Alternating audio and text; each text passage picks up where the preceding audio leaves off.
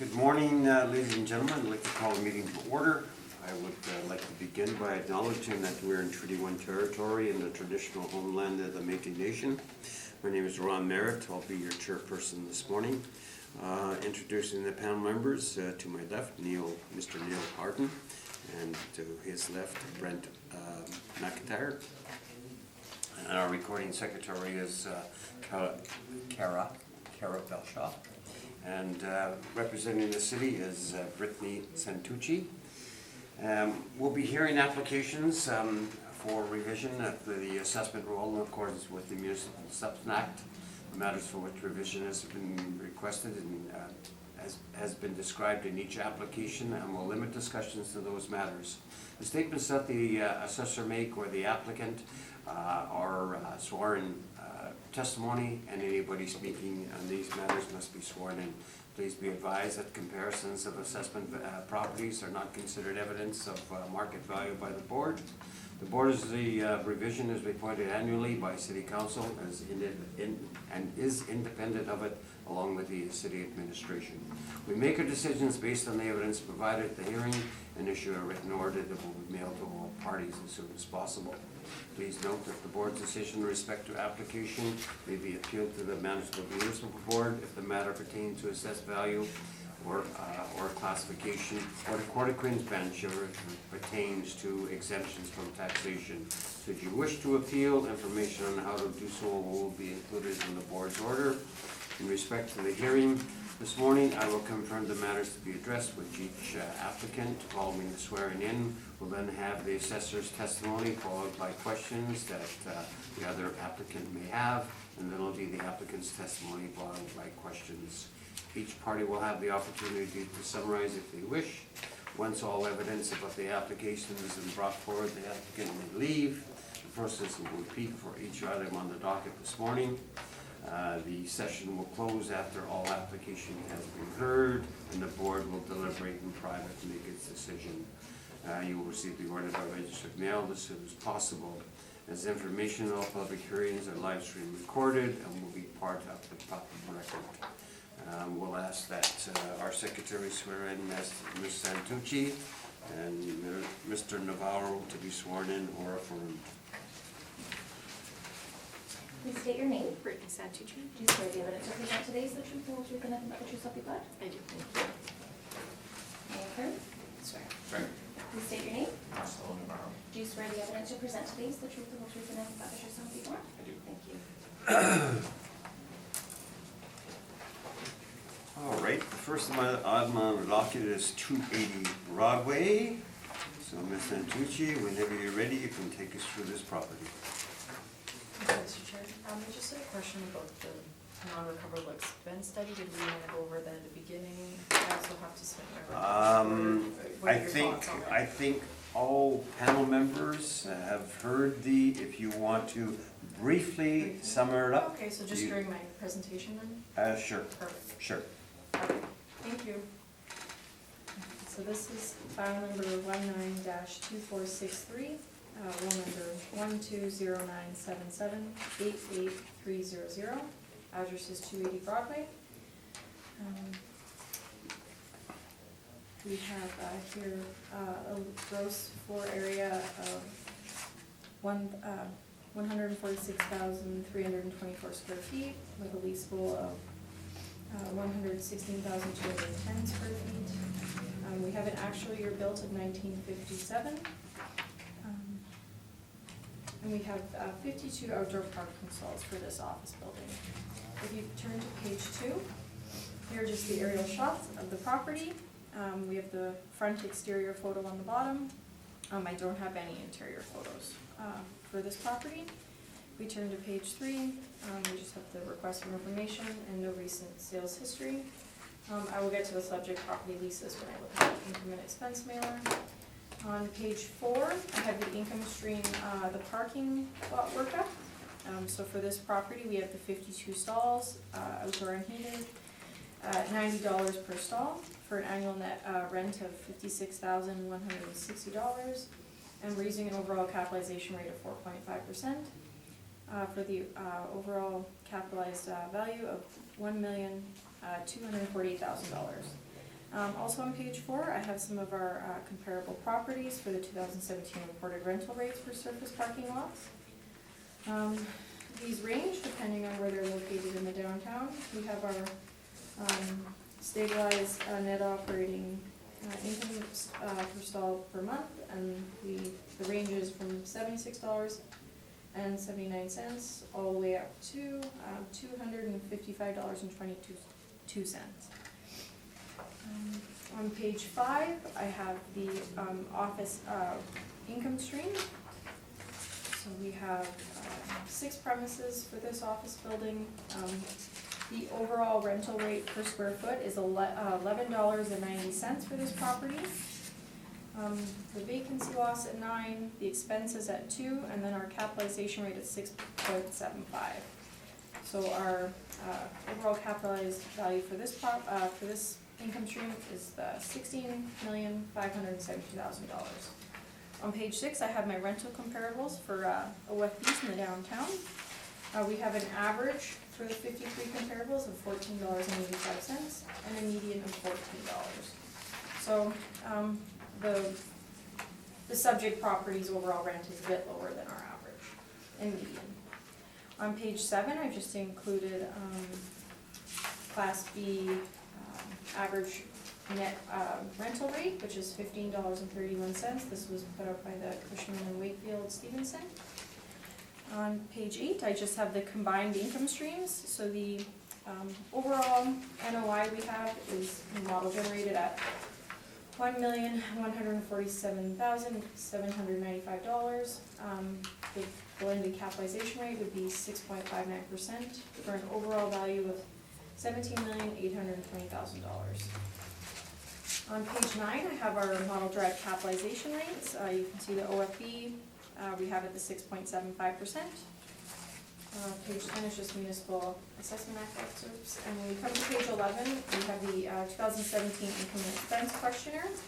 I don't think it starts until page 15. We have some of the leases in place currently. The one tenant occupies 6 floors at $14.55. We have the second floor rent at $15.95. We have the Royal Bank area, which is a smaller leasable area, 67 square feet, for $100, $104.48. And then on page 16, just some more showing the tenant rental. On page 18, we have the income statement, which shows the base rent. The base rent that they've submitted to us is $1,349,221 approximately, which is a bit lower than what we have on page 5. And if you turn to page 20, for this property, the total non-recoverable expenses is actually negative $66,571. Their stated net operating income is $1,103,000 approximately, and that is a bit different from ours on page 5 for the, or actually I should say page 8. So we're about $71,000 off, I think, for the model drive versus the actuals. And if we turn to page 22, this is just the 2020 Board of Revision addenda that I've included here. On page 24, we just talk about how we've now altered our approach to the non-recoverable expense allowance for commercial industrial properties. We obviously reassess every 2 years. We've done it a bit differently now. Instead of doing the 5% for management, we removed that, and we now just do the 2% for non-recoverables. Non-recoverables can include advertising, promotions, any maintenance that the building owner wouldn't pay for. On page 24, I also have our cap rate evidence. This is just to support what we have in the brief. Just some extra information here, so page 25 at the top is our office cap rates here. And on page 26, we have our non-recoverable expense sampling, so we reviewed 29 properties. We have the total median at 1.06%. So again, we're using 2% unrecoverable expense allowance and then still using a shortfall. And then on page 27, we just have the AAO standards, just to show that we fall within the standards, and indicates our overall level of appraisals is between 0.9 and 1.1. For the 2020 general reassessment, our median ratio was 0.991, so very close to the center of the acceptable range. On page 28, I've just included some more comparable parking information. These are just parking lots that are actually closer to the subject and what they actually pay monthly. So these are all South Broadway. The first one here on page 28 is $160 monthly. On page 30, we have one for $200 monthly. Page 32 for $190. Page 34, there's 3 different rates, $185, $210, $195. Page 36, I think we just, the monthly rate's the $150. So my recommendation today is to maintain the 2020 assessed value of the $17,820,000. Thank you, that's my presentation. I thank you. Mr. Navarro, questions of the assessor? Yes. Did you inspect this building? I have not inspected this building. And in your page 4 of your parking workup, now you've chosen a 450 capitalization rate. Now that is a standard capitalization rate that the city uses for standalone parking lots. Is that correct? Yeah. Is this a standalone parking lot? Well, the parking lot is to the rear of the office property. It could be on a separate roll if someone would have purchased it, but currently it's with the building. Is it, but it's not on a separate roll, correct? No, it isn't. And are there several office buildings that are possibly renting at this location? I'm unsure of exactly who they're renting it out to. So you haven't spoken with anybody from the management or the ownership? No, I haven't spoken to the owner. Okay. In terms of your workup for your office building, there's no issue with the rent, correct? I'm actually higher than you are. Yes. And you've applied a vacancy loss of 9% to this building. Yes. And you've also classified it as an OFB. Is that the standard vacancy loss for an OFB? I'm not sure if we have a standard one across every office building that's listed as an OFB, but for this one, the model generated is the 9%. Okay, but in your assessment guidelines for 2020, you do have a standard vacancy for each class. Okay.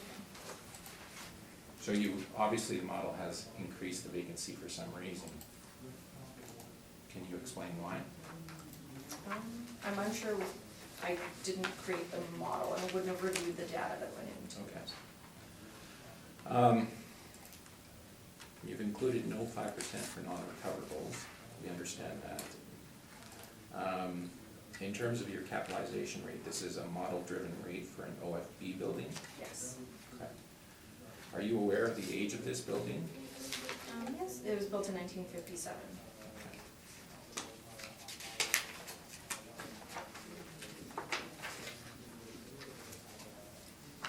Those are my questions. Thank you. Mr. Harden? Listen, you said the one tenant occupies, how many floors did you say? It was 6 floors. 6 floors? Okay, is that the government agency? I think it would be the province of Manitoba by. Okay, yeah. Are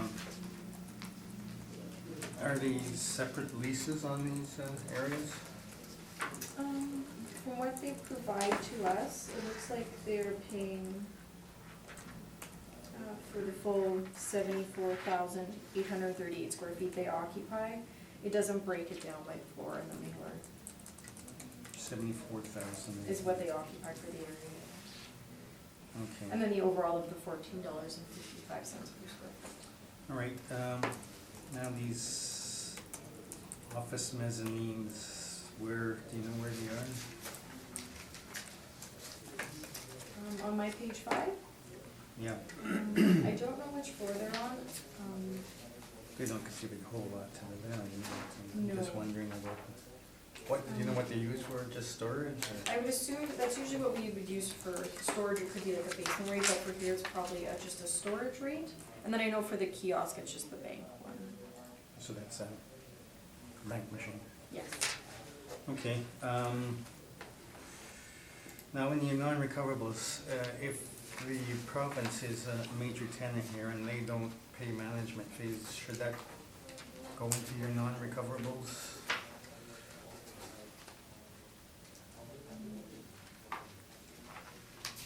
They don't pay a marriage. No, their leases don't allow for any recovery for management.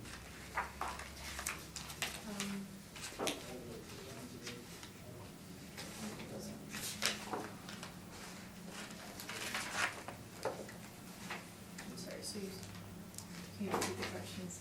Okay, so basically their leases don't, I mean, management expenses recovered from most ordinary tenants, but the province, and I'm not sure about federal government, but the province definitely does not pay any management fee, so would that affect your non-recoverable rate? For this year, it shows, I guess they're not paying the 71,000 on page 20, did that be that then? So for this property, we don't have the 5% coming off for management fees, but we also have them listed as a non-recoverable expense of negative 66,000. I guess in the overall scheme of things, when I said we were about, what was that difference? We were about 71,000 different in our NOI, and that seems to be the total management fee of 71. So Okay. that's possibly what is accounted for in the difference of our NOI versus their NOI. Okay, those are my questions. I thank you, Mr. McIntyre. On page 5, when I look at the breakdown of the premises, it seems to me this is occupied by the province of Manitoba in whole, with the exception of the kiosk. Yes. I'm So- not sure if there was other tenants prior, but from what I can tell from the mailer, it's fully occupied, like there's the 74,000 and the 15,000. Well, when I look at the area, the leasable area, first government agencies at 32, then there's another one at 5,490, and then 77,420, so that's predominantly. Yeah, and then I guess the vacant space is just, so pretty much, yeah, the province is the only tenant besides the Royal Bank. So is there any vacancy in this building? When reviewing this mailer, it does show vacant units. I think they've listed area occupied about 90,793 square feet, and then there's about 14,150 square feet of vacant spaces, they stated.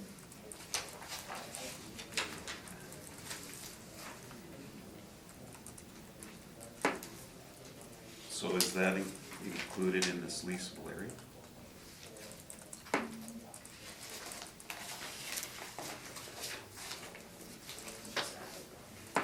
Because normally I've seen premise IDs listed as vacant on the workups. Oh, on my page 5? Yes. I don't think they normally generate as vacant, we just usually have the tenant class. Like, 'cause we don't put which tenants are in which spaces on that page.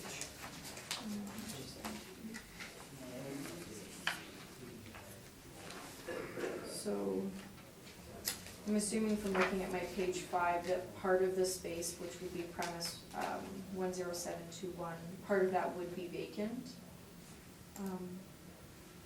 Currently, that was the only space where we're missing, where we could take the extra 15,000 of vacant space from.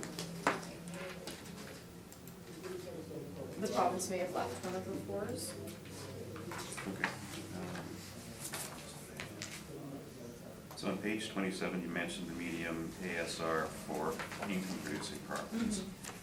Is there a separate ASR for office? That wasn't provided, I'm not sure if there's a separate one for office. Okay, that's all my questions. Thank you. Ms. Santucci, you never got a chance to inspect the property at all? No.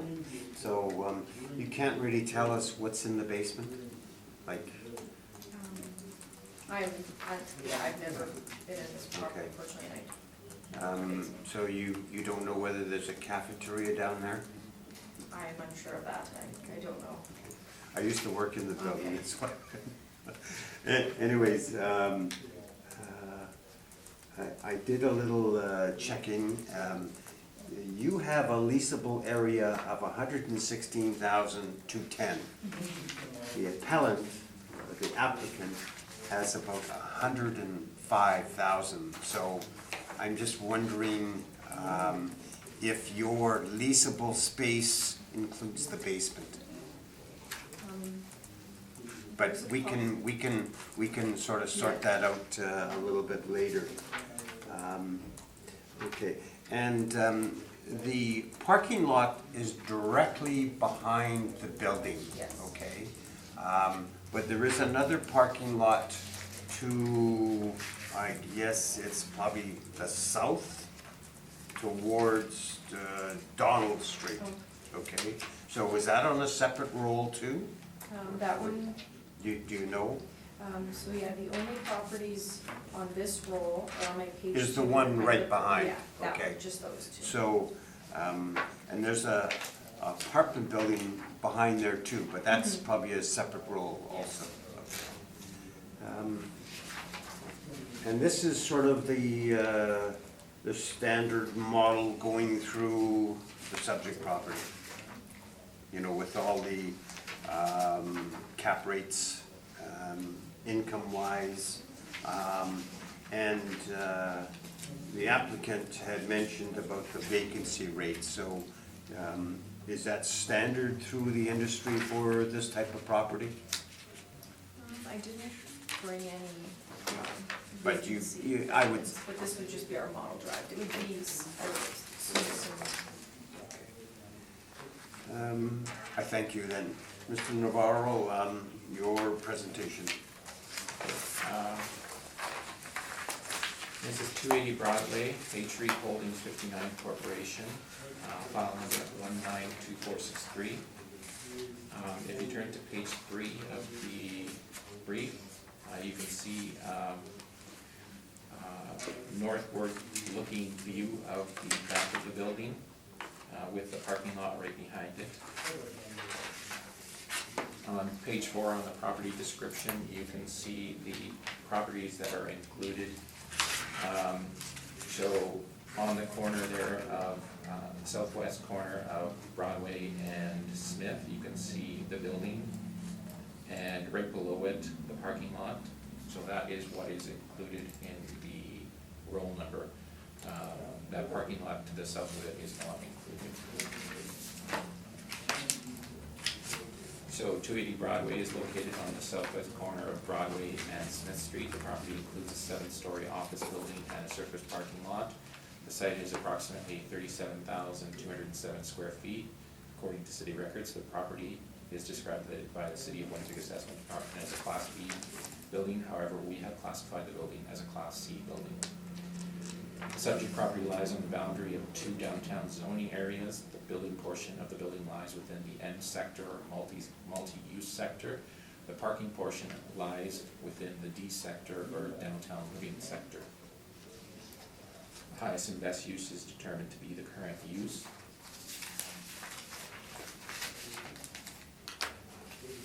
In terms of the approach that we've taken the income approach. If you turn to page 9 of my brief, we'll go over some of the details of the income approach. So we've looked at some market rents here on Broadway, Donald, King. So in terms of what we've looked at Office C buildings.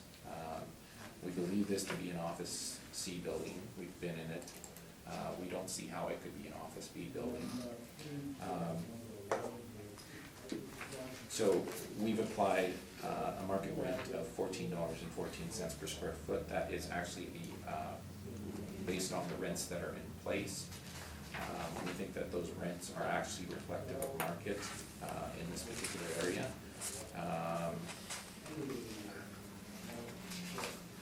And we've adjusted some of the rents for the vacant spaces. Now, these are government rents, so they are a little bit robust, but in terms of Broadway, there are a lot of government tenancies in that area. As you can see on the lower portion of page 9, we've got the breakup of the different units there.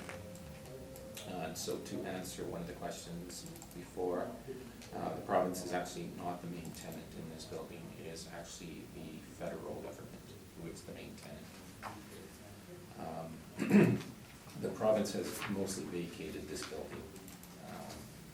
What used to be headquarters for Manitoba Housing is now located, I believe, on Donald, north of Ellis. If you turn to page 10, in terms of a vacancy allowance, we applied a vacancy allowance of $13.50. Again, we feel that this building vacancy issues have started to get worse and worse, and they're not improving going into the future. So we applied a $13.50 vacancy rate to it.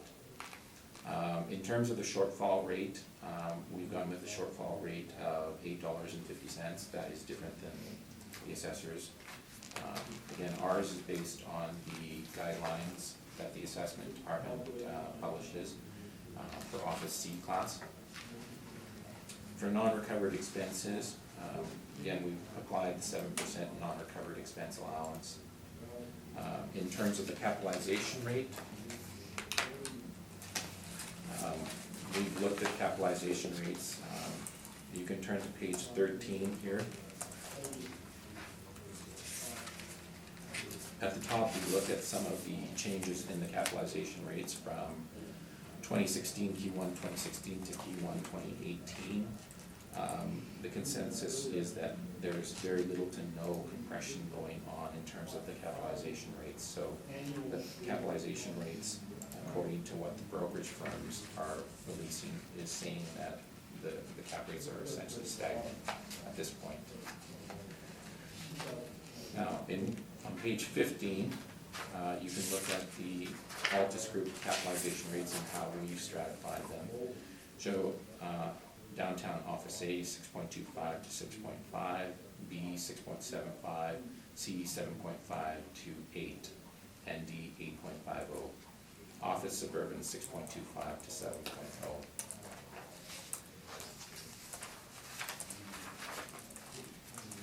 If you turn to page 16, I'll just go briefly over the parking valuation. So again, just to go back together, the capitalization rate that we chose for the OSC is 7.5. In terms of the parking valuation, again, we have 52 stalls. We have $185 monthly per stall for gross income of $115,440. You can see the rates that we've collected here for the CBD parking lots. Expense ratios are based on a 45% expense ratio. So we've collected some of the expense ratios here. This is how we've rationalized this. So we have an expense ratio of 45%, that equals $51,948. comes to a net operating income of $63,492, which is slightly higher than what the assessor has actually suggested. It's $101.75 net. We've applied a 5.75% cap rate to this. I'll get into that as we move into this brief. On page 18, we have the workup here.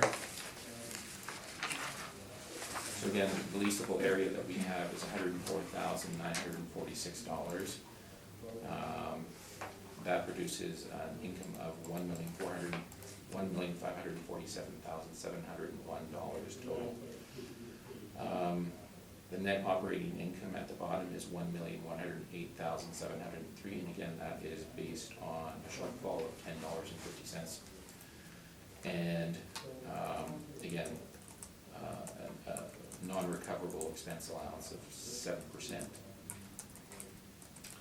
The overall capitalization rate, when you take into account the two properties, is 737. However, in terms of the breakup, we've applied a 750 cap rate to the building and a 5.25% cap rate to the parking lot.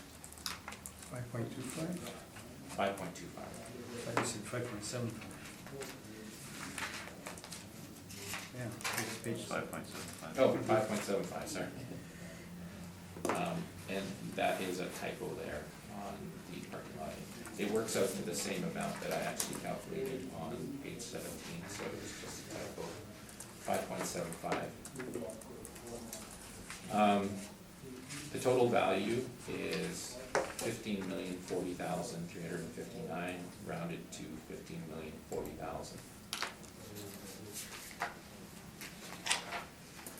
Now, if you go into the appendix, the first portion of the appendix is some of the BOMA certification, how they distinguish between Class A, Class B, Class C. In speaking to some people about the BOMA classifications and how they determine it,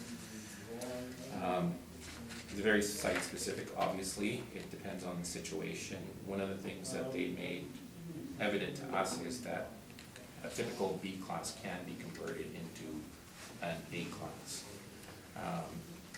It's much more difficult to do that with a C class. Now, based on my inspection of the property, this location at 280 Broadway is at best a C class. It's very dated. The basement is essentially some filing. There is no cafeteria there. There may have been one there at one point, but there is not anymore. It houses equipment, mechanical areas now. In terms of some of the renovations that were made to the property or rehabilitation, about 10 years ago, the major one occurred, which replaced the old boiler system with a heat exchange and heat pump system. Some of the office finish has been updated, looks much like this. It's not like what we would see in a Class B or Class A building. So again, we've classified it as a Class C building. We also looked at an independent source, and this is coming from the Johnson report. So after the BOMA materials, you'll see a page regarding the Class C buildings. So the Johnson report publishes every year. Now they've classified 280 Broadway as a Class C building. There's some materials here from the release. It was mainly picture driven. There's some materials that I should have excluded there.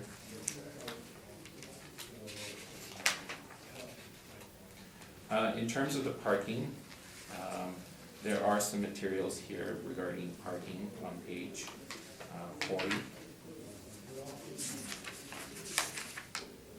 And that is specific to the lease here. So the lease leasing for parking at this location is interesting because part of the lease, covers parking, from the building itself, from the federal government, and also leases coming from 114 Gary Street, which is another office building tenanted by the province of Manitoba.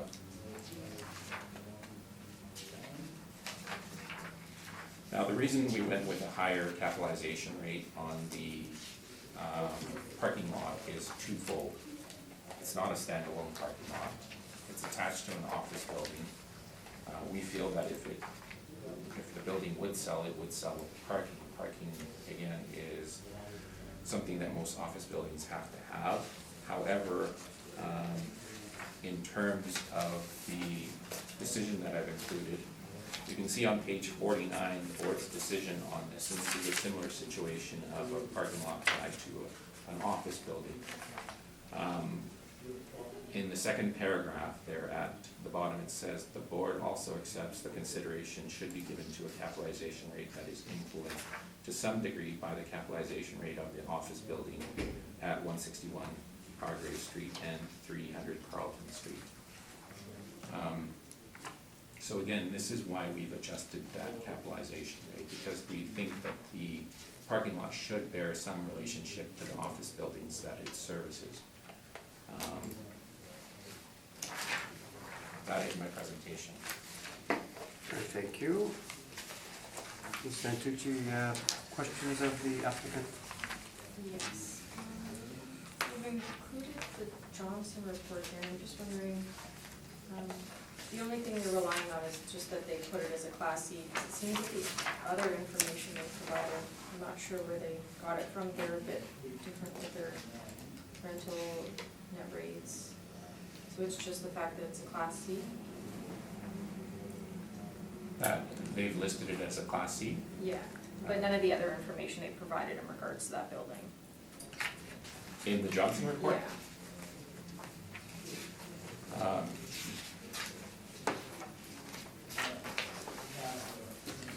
No, they're just listing the rentable space that they have on record, the net rent.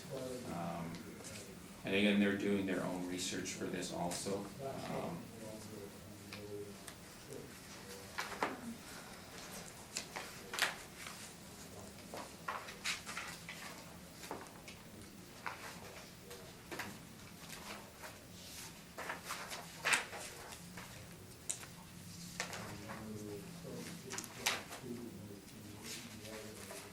So for this property, when you went over the income and expense mailers, you agree though that it says that they have no non-recoverable expenses for this property currently?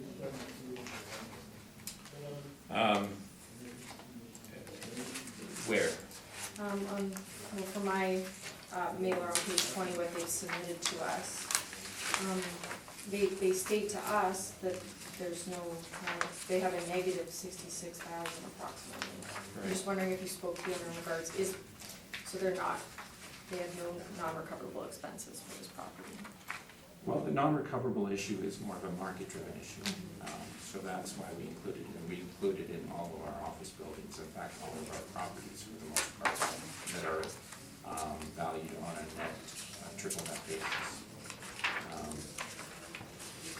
So that would be the response to it. And then the chair brought up that they wouldn't be recovering the management fees. I'm just wondering if you spoke to the owner in regards to, because they do state that they recover the management fees in the income and expense. Is that correct? For which leases? They just written in their income and expense statement. They have the management fee expense, and they have it listed under with recoverable expenses for $71,000. I was just wondering, Okay, is that correct? So let's back up here and break up the issues here. There are management expenses that are in triple net leases that are deemed recoverable. Those are not the management expenses that we refer to as non-recoverable expenses that we're referring to. Okay, so the non-recoverable expense study that we've submitted details that issue. I can actually go over it right now. So, in most market situations, non-recoverable expenses would include items such as leasing commission, tenant improvement allowances, free rent, market advertising, bank charges, mortgage interest, bad debt, professional fees, all of these things, asset management fees, depreciation, utilities for vacant units, all of those things. Now, in terms of the study, we also said that there's certain things within that grouping that we don't include, and that's owner building maintenance, financing, mortgage interest, depreciation, utilities for vacant units, bad debts. And again, we kind of detailed everything that related to what we think is appropriate in terms of management or non-recoverable expenses. On top of that, we did a pretty concise study. I mean, you must have reviewed this. I was just asking about the income expense one for this one. Okay. Thank you. That's all my questions. Thank you. Mr. Harden? Okay, on your vacancy, looking at your information, I had a one-year vacancy that was 13.5%. Is that correct? So, the vacancy was something that was known ahead of time. So it started in 2017, but it's also going forward. And as you can see here, it started in 2013 with 3.367, which is not that much vacancy. In 2015, 8.23, 2016, 6.52. 2017, you're increasing it to 13.48, and then it keeps moving up. Well, that would be post-reference, though. That can't be considered. Correct. But the vacancy was known. They haven't rented it to this point. So we feel that it needed a slightly higher vacancy. And we also acknowledge that the city also produced a slightly higher vacancy. I don't think 9%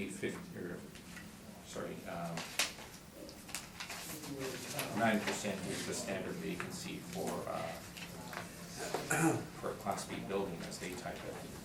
So they've also applied some additional vacancy there. Okay,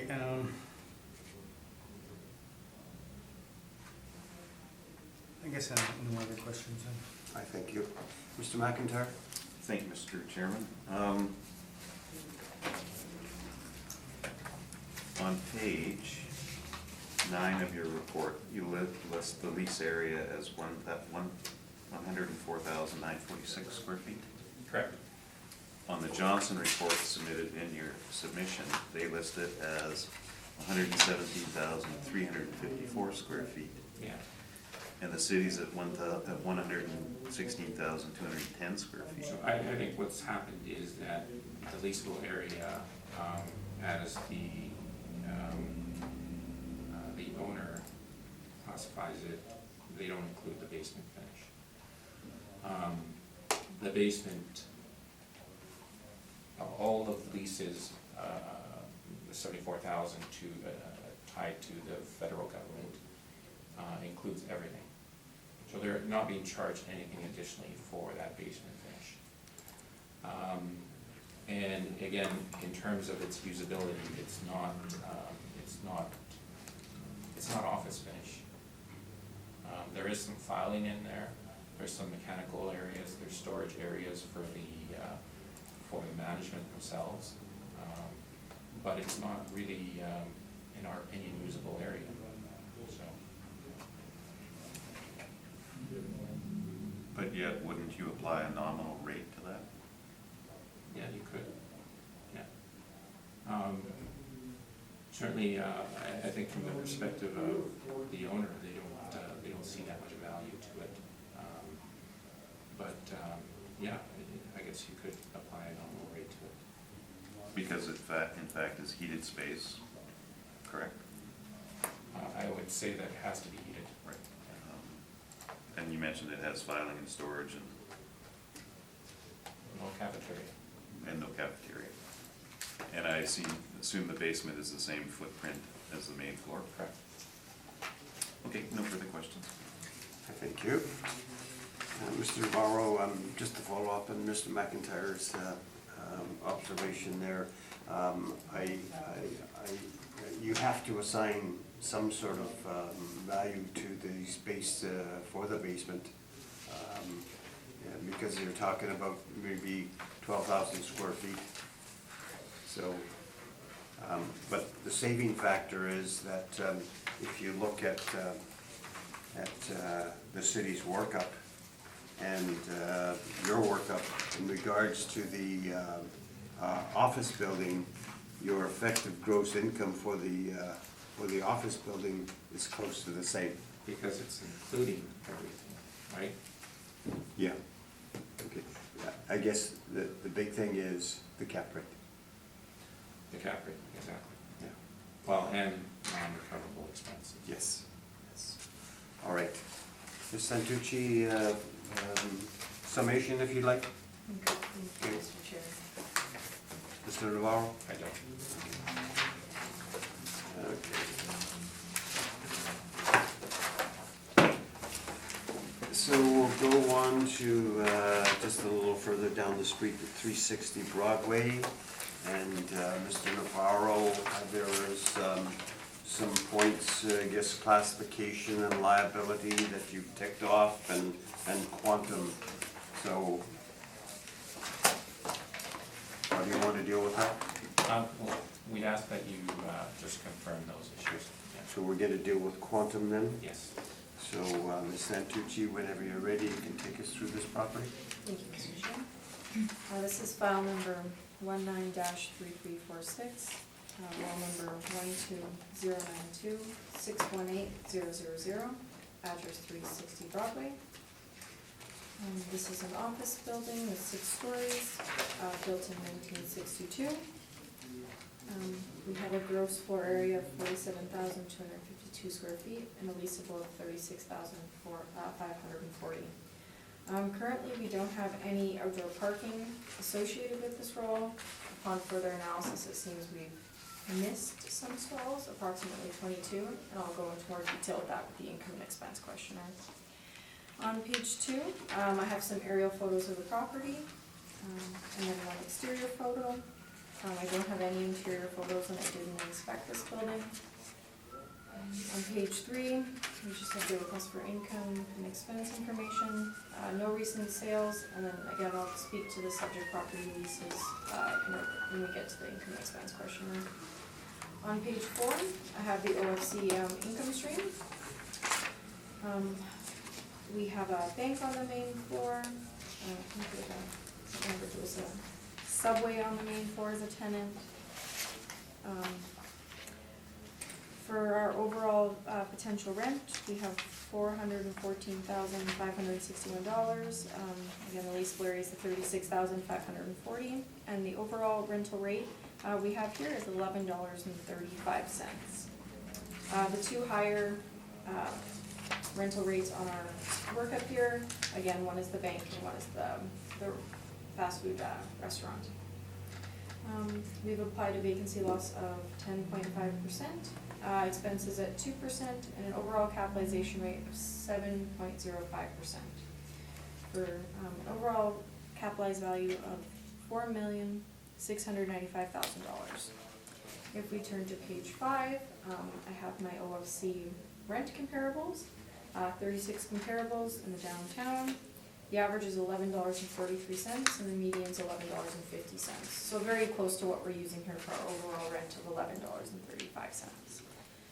On page 6, I have the Cushman, Wakefield, and Stevenson report here for Class C. We have average net rental rate again of the $11.45, so all very close there.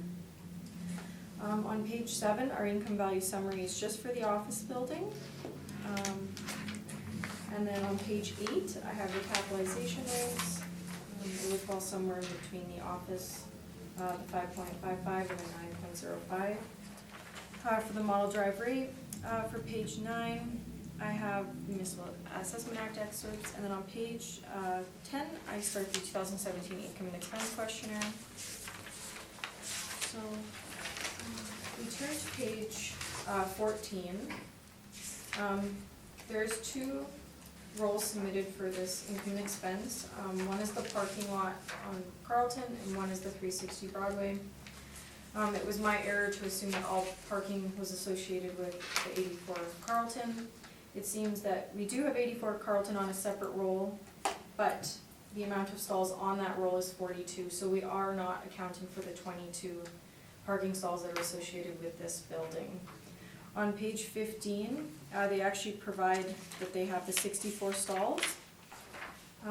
So when I broke down what they provided us, they receive on page 16 $117,188 for parking. If you divide that by the 64 and then allocate to the 22 for the building and 42 for the separate roll number of 42 stalls, the building is actually accounting for about $40,283 worth of parking that we do not have on our income workup. Works out to about $152.59 per stall.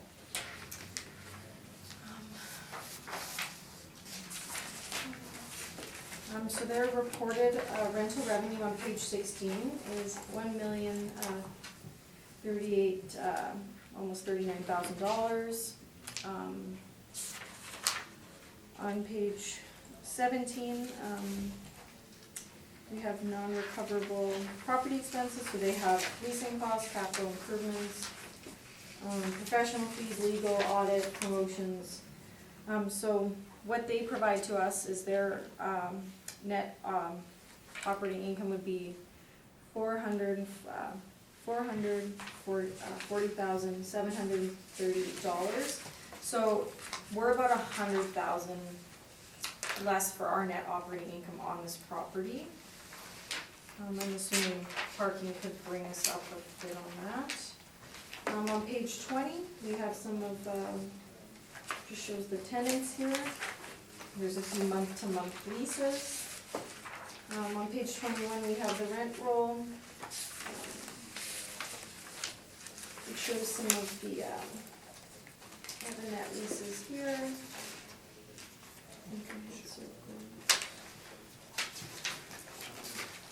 And then on page 23, I have my addenda information again.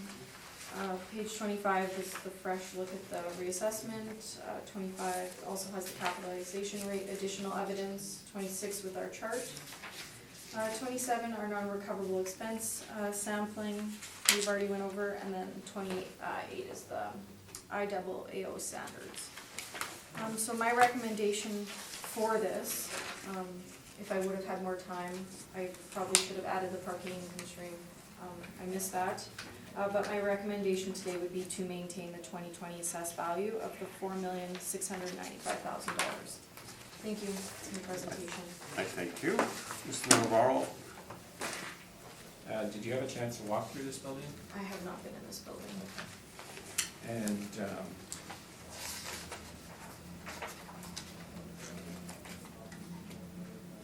you haven't included the 7% non-recoverable? No, Okay. And your capitalization rate is model-driven? model driven, yes.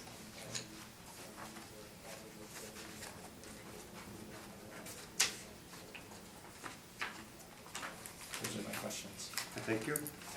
Mr. Harden? No questions. Mr. McIntyre?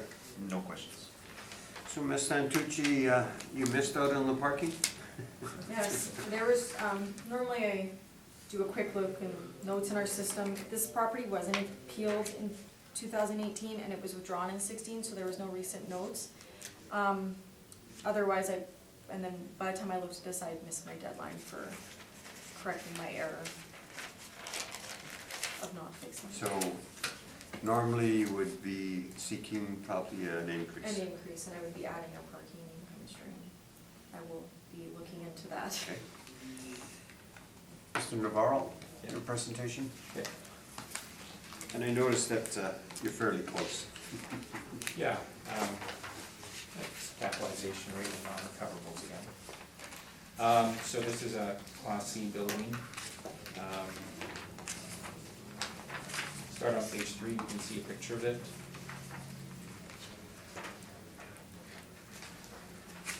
The overhead, on page 4, you can see the overhead view. And you can see the 22 parking lots there. I counted them when I was there. We'll get into the issue of capitalization rates, but I'll just mention ahead of time, we've given this parking lot or parking area the same capitalization rate as the building. We don't think there's any way you can separate the two out. And looking at them, you can see why I say that. This is not a standalone parking lot. It is essentially a part of the building. So again, the subject property is 6-story masonry wall structure presently used as an office building, is located on the southwest corner of the intersection of Broadway and Carlton Street. The improvement was originally constructed in 1962 and consists of 40,536 gross upper square feet over 6 floors, as well as 6,716 square feet basement. The assessment taxation department has assigned a variant age of 1982 to the property and classified the building as an OFC office building. The plan area of the subject office building is 8,600 square feet, and the total gross upper area is 47,252 square feet. The leasable area is 41,191 square feet. If you turn to page 9, you see some of the OFC market rents that I've used. In terms of the market rent that we've applied to it, we've applied 1073 to a slightly larger area, I believe, than what the city has.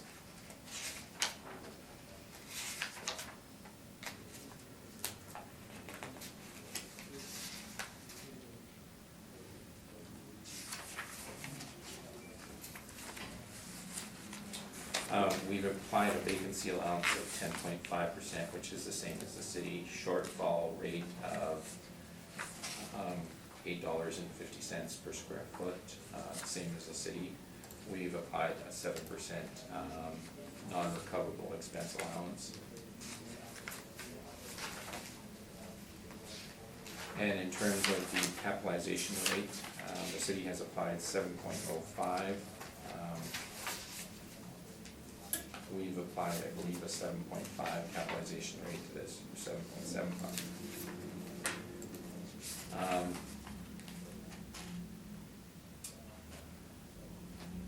In terms of the parking,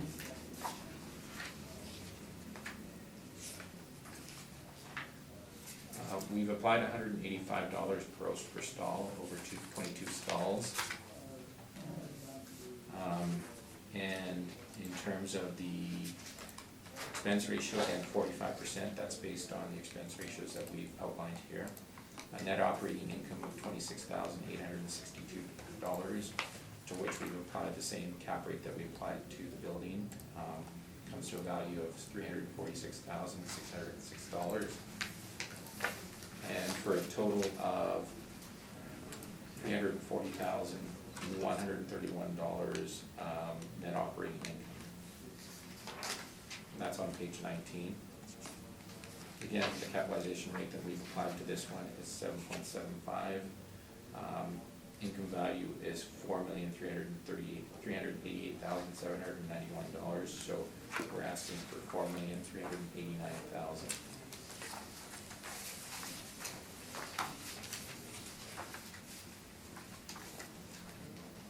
That's my presentation. I thank you. Stan Tucci, questions of the applicant?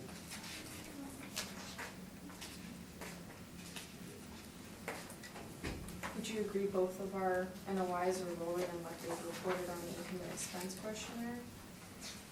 Correct. Yes. We're very close. I think that's all my questions, thank you. I thank you. Mr. Horton, No questions. Mr. McIntyre. No question. I just have one. You have a square footage rate that is higher than the city? Leasable area? Yeah, so, I think what I was probably doing is going off of the lease information, so. And just your cap rate? 7.75? Yes. I So the see range- that you have office cap rates. Yeah. But I don't know how you arrive at the 7.75. Okay, so let's back up and go to page 13, okay? We can see the office downtown rates for A and B. And that is basically talking about the compression issue, so there's a lack of compression there. There are no office downtown Bs that are quoted, or, sorry, Cs that are quoted. On page 14, you can see the Altus-driven cap rates. So we've broken them apart by A, B, C, D, and then office suburban. For C, we have 7.5 to 8, 7.5 to 8. Again, we've said that there's no compression here. You recall that the last building I gave it a 7.5, which would be at the bottom end of that scale. Again, that one has been, I guess 10 years ago, more recently renovated. This one hasn't. It's showing its age. So I gave it a little bit of a bump on the capitalization rate for that reason. I'm just looking, I guess, Mr. Navarro, that on your page 15. And I try to look for similar sized buildings around the, nothing on Broadway. Nothing on I Broadway. mean, how, you can't really compare Portage Avenue to Broadway. So, I mean, it's close, but, you know, so,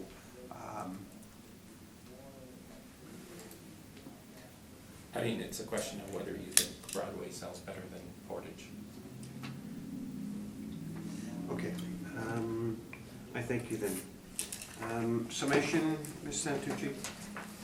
No. Okay, Mr. Navarro? No. Okay. Short break. Short break, 5-minute break. Okay, we'll call the meeting back to order, and we're gonna go to Osborne Street, 226. Ms. Santucci, whenever you're ready. Thank you, Mr. Chair. This is file number 19-2682. Roll number 12091495000. This is a two-story with a bi-level office building. It's located on Osborne Street North. The gross floor area is 30,704 square feet. We have a leasable area of 17,637 square feet. We also have 21 outdoor parking stalls for this property. We have some aerial photos here on page 2. So the lot to the north of this would be a VCOM lot. The parking we have assessed would be on the actual property here. We'll be inserting a photo at the bottom of page 2. Page 3, these are interior photos taken by a coworker in July 2011. I was last in this building for a business assessment update. I would say it looked the same when I was there. So just some interior office space. On page 4, I have the request for income expense. There was a sale, but it's from 2003. I have some of the subject property leases here. The first 3 units there, 10, 20, and 30, are all basement units in the bi-level basement. We have one tenant on the second floor there, and then some tenants, or one tenant on the main floor, and then tenants on the second floor. If we turn to page 5, I have our parking workup for the surface parking. We have 21 stalls. This is for outdoor parking unheated at $55.25 a stall. We have an overall capitalization rate of 5%. And we have a capitalized value of $278,000. For the comparable properties, I've selected some 2017 reported rental rates for surface parking. So this would be outside, like the center of the downtown area. So the stabilized net operating income per stall per month, they're lower than the downtown ones, and they range from $40.19 all the way up to $131.91. On page 6, I have the workup for the office building. We have a total potential rent of 253,738 square feet, leasable area of 17,636 square feet, and we have an overall rental rate of $14.39. So for this office building, we have a 5.5% for the vacancy loss, 2% for expenses, $7 for shortfall, and an overall capitalization rate of 6.7%. So our overall capitalized value for the office portion is $3,406,000. On page 7, I have, the top is my comparables for the office portion on the main and second floors. So these range from $10 all the way up to $15. The average is $12.35, the median's $12.13. So our overall rent per square foot is a bit higher than, about $2 higher than the average and median. For our basement space, I have 12 comparables. The comparables 3 to 6 are, I know for sure, a bi-level basement as well.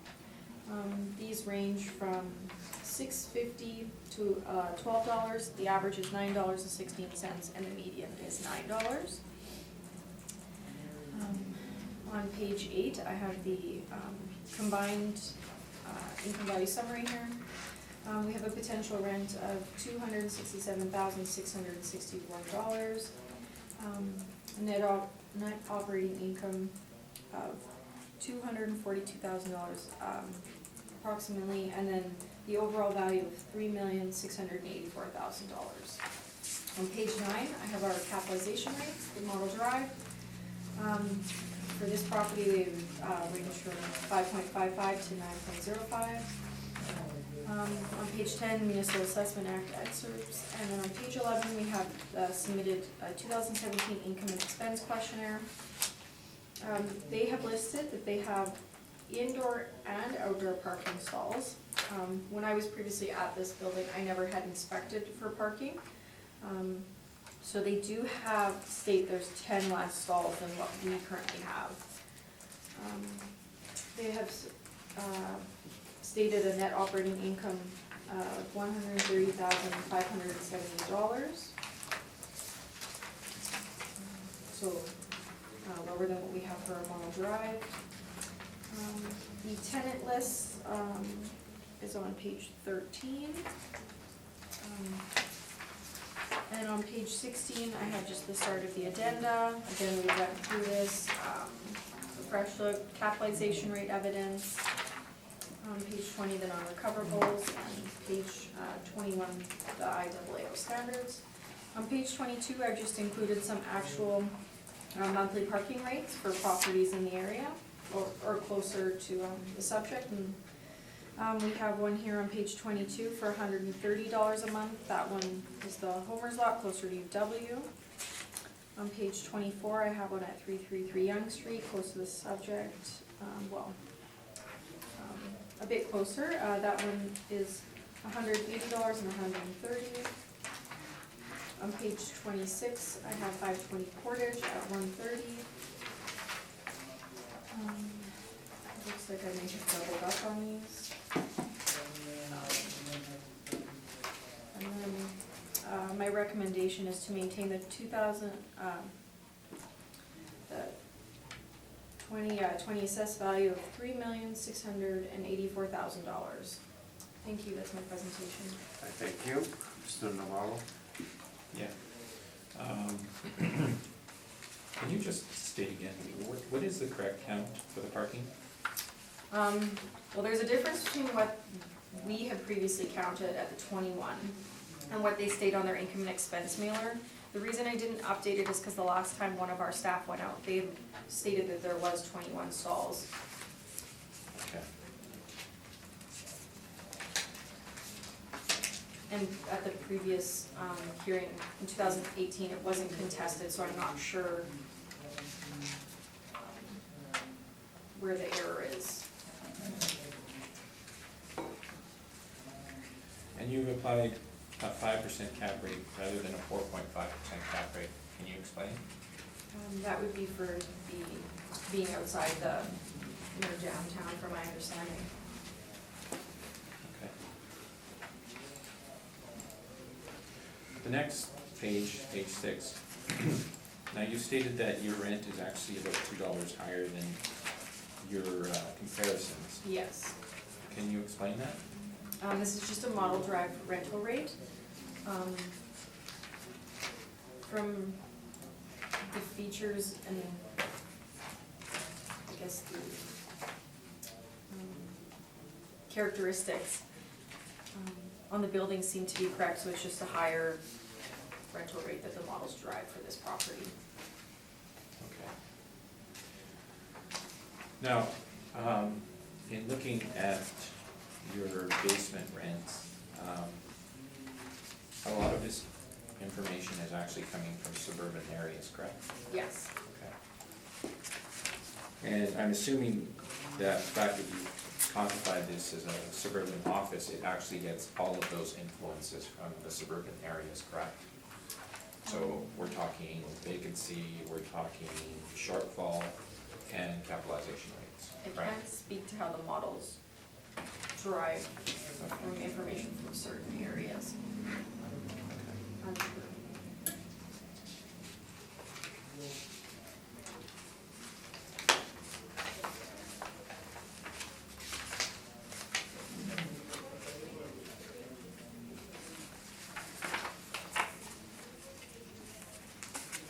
Those are my questions.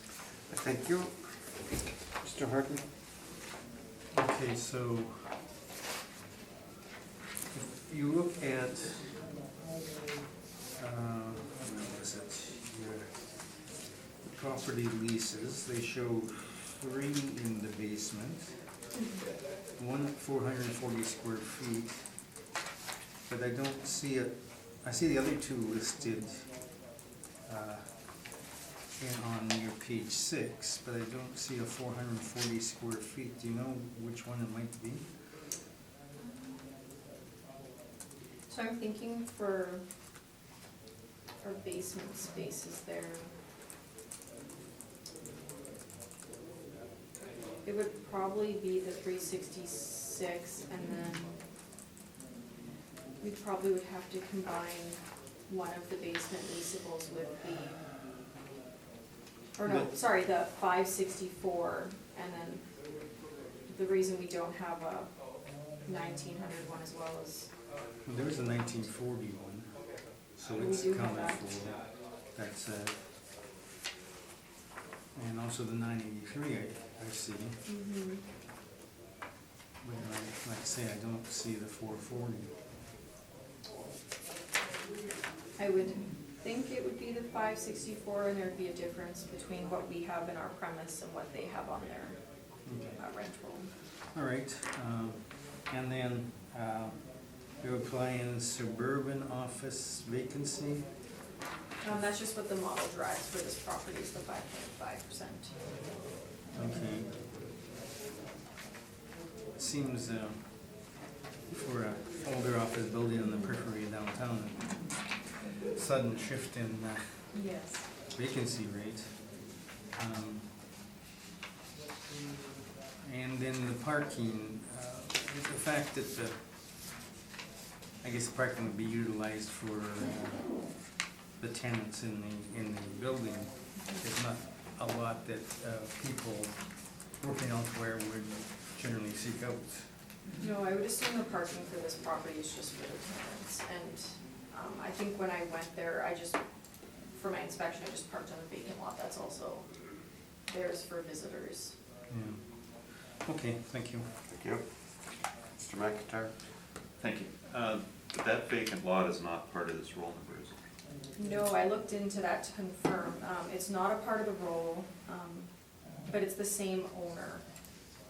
And there is parking on it, but we currently have it as a vacant commercial lot. It's not a parking It's lot. not assessed as a parking No. lot. Is it fully occupied? The The building. vacant, the building?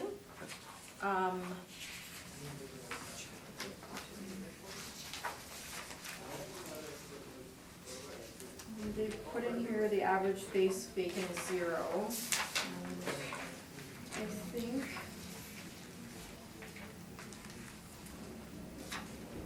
I think there was a tenant in every unit. One of the units was vacant for part of, Unit 20 was vacant for part of 17. And then I That would think be now the- it's occupied. Yeah, now it's occupied. Okay, and my last question, what are the downtown boundaries For for parking? classification of office buildings? Like, Properties. where does an OFS start?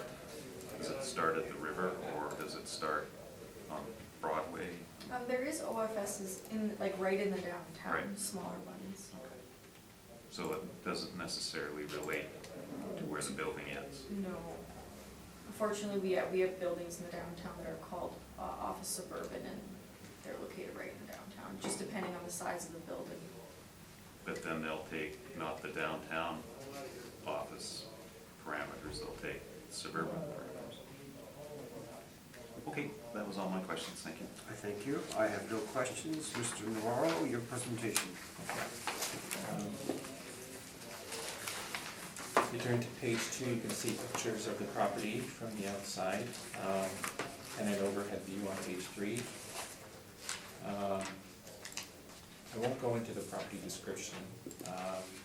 Let's just go to the income valuation. So on page 8, we have our market comparisons. Again, we have an issue with the city in the way that they classify said buildings, and some of these things don't make sense to us in a lot of ways. So this is an office suburban, as Mr. McIntyre pointed out. It captures all of those characteristics that are present in the suburban areas. We think that this is basically on the cusp of the downtown, so it should be considered with the downtown. We classified it as an OFC building. We've applied a net rent of $13.16 on page 9. You can see to 17,779 square feet. And you can see that the individual leases here and the breakups here, so units 1, 20, 30, 40, 50, 60.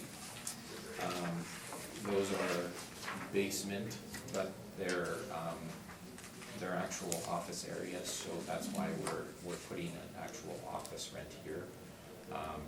That's, in relation to its location in the basement. And then we've worked progressively upwards as you start going up. Again, $13.16 is what we've come up with in terms of the market rent. The vacancy allowance that we've applied to this property is the OFC vacancy at 10.5%. Shortfall, again, coincides with the OFC rate of $8.50. We've applied the 7% non-recovered expenses, and the capitalization rate that we've applied on this property is 7.5% capitalization rate, which is the capitalization rate summary again on page 15. We've covered it for the other 2 properties as well. For downtown C, we've said that the downtown C capitalization rate goes from 7.50 to 8%. We've applied a 7.5% cap rate to this. The parking, we've used the 17 stalls, so we have 8 indoor stalls that we valued at $160 each, and then 9 stalls that we valued at $100 each, and that is gross. And again, a 45% expense ratio to that. And we get net operating income of $11,772,000, to which we've applied a capitalization rate of 7.50. And again, we've applied the same capitalization rate in relation to the building, because again, we don't think that you can separate the two out. If this package were to sell, it would sell as one with one capitalization rate. So we don't see the sense in having a capitalization rate that is reflective of standalone parking. And again, our value is $2,542,466. That is my presentation. I thank you. Mr. Tucci, questions? Yes, in regards to the parking stalls, last year, Altus had stated there was 8 indoors, 21 outdoors. Did you count them when you updated the stall counts? Is that 21 total, or? Or, I think last year there was 28 parking stalls used. No, I would say that there's not 28 there. I didn't count them, but there's not 28. There could be 21 stalls there.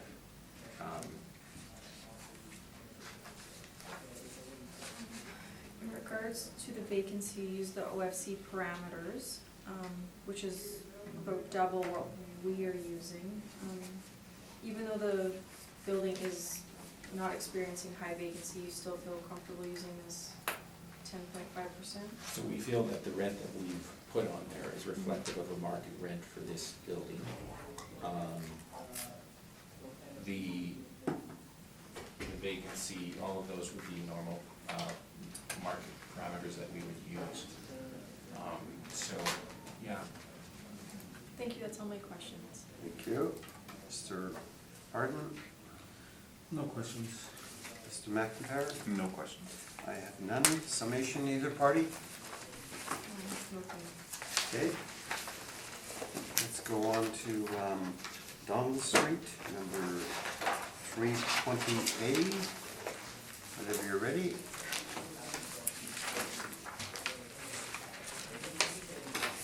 Thank you, Mr. Chair. This is file number 19-1880, roll number 13052304000, address 320 Donald Street. This is a 3-story office building located in the downtown, built in 1975. We have a gross floor area of 46,996 square feet, a leasable area of 30,453 square feet. If you turn to page 2, I have some aerial shots of the building. It's in between Portage Avenue and Ellis Avenue on Donald. On page 3, I have some interior photos from an ad for the property being leased. There's pictures of the main floor, the second floor, and the third floor. The building is currently vacant. Page 4, we have the request for information. No recent sales and no subject property leases. On page 5, I have the office, the OFC income stream work up here. So we have it broken into 2 spaces for premises, and the potential rent is $384,706 with a leasable area of 30,453 square feet. The overall rental rate applied is $12.63. For the income valuation, this property was reviewed prior to the 2020 values being released, and we had applied a higher vacancy to this one. We're using the 25%. Just to give a brief history here, in 2018 we had applied a 10.5, in 2016 we applied 9%. The property didn't experience any vacancy for 13 or 14. Then in 15 they experienced 8.25% vacancy, 16 that shot up to about 50% vacancy, and for 2017 they had put down the 97% vacancy, but there's I think tenants were moving out. So we have the 25% vacancy loss, the expenses of 2%, and an overall capitalization rate of 7.05%, for the capitalized value of $3,093,000. On page 6, I have some rent comparables, 37 FC comps. We have an average of $11.43 and a median of $11.50. So our rental rate is about $1 higher than the averages, but within the range. On page 7, I've included again the Cushman and Wakefield OFC at $11.45 for the average net rental rate. Page 8 is just my income value summary.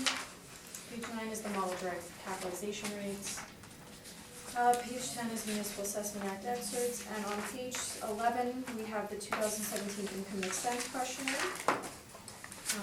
Just to show that vacant space, they only received some rental income in 2017 of about $12,000. And it shows that their net operating income is in the negative. On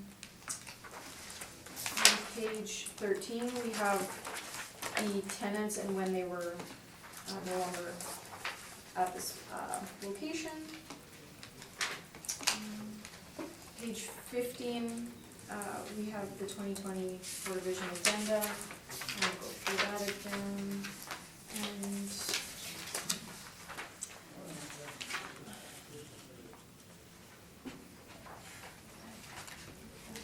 And my recommendation is to maintain the 2020 assessed value of $3,093,000. Thank you. That's my presentation. Thank you. Mr. Navarro, questions?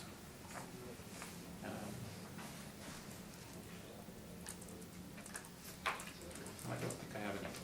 Okay, thank you. Mr. Harden?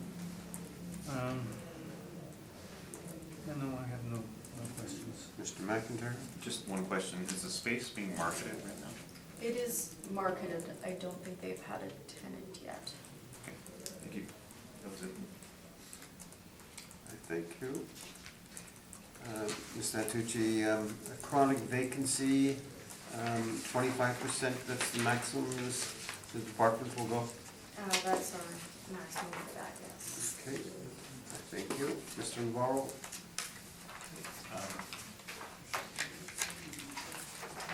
On page 3 of my report, you can see the overhead pictures of the property.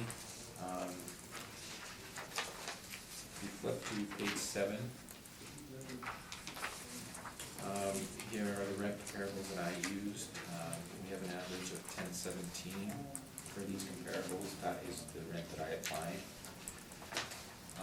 In terms of the capitalization rate, or sorry, the vacancy rate, we didn't change our position. We went with what the city also put on there. In terms of shortfall, $8.50, which is the prescribed rate for office CU building. Non-recovered expenses, 7%, and the capitalization rate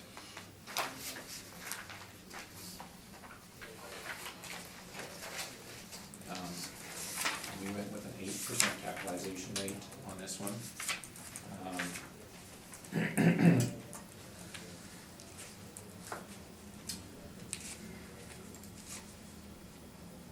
I think the issue with this building would be the general condition of the building, aside from the vacancies that the building has experienced.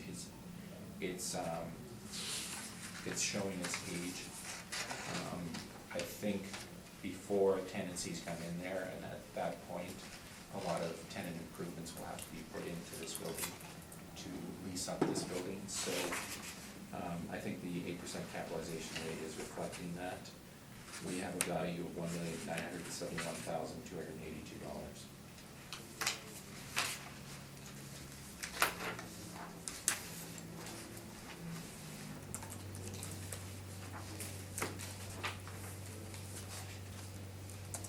Is that it, Mr. Navarro? Yes. Okay, sorry. Yeah. Ms. Natucci, questions? For 2018, was this property appealed to the municipal board? It may be, I think you may be correct. I was just checking, because the last time I saw it was appealed was 2014, which was I recent. would have to check my records, but you may be correct. Thank you. So the previous year, I know we're not supposed to be looking back too much, but I was just wondering if there was anything specific about the property that caused such a large decrease from the previous assessment.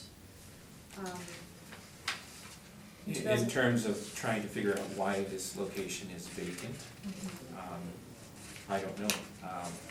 I could say that they've also had trouble leasing it, so I don't exactly know what the issues are with this building, other than, it's starting to look dated. It's in the downtown location, so I don't see what the issues are, but it does have issues for some reason. Okay. That's all my questions, thank you. Thank you. Mr. Harden? Yeah, this was occupied by the federal government in the past, and they generally have I've been in the building, they have a decent fit out to their spaces. Has that changed? In terms of what's there, Yeah. I think what's there is reflective of the leases that were in place at that time, so they were essentially tailored to the government tenancies that were there. Okay. Now, in this is a unique situation, be 100% vacant. Aside from the shortfall, is there any non-recoverables? If it's 100% vacant. Shortfall is covering 100% of the area, isn't it? That's right, I mean, the shortfall is technically being underestimated at $8.50. Because, I mean, it's 100% vacant. So they're incurring a lot of expenses themselves to keep this building afloat.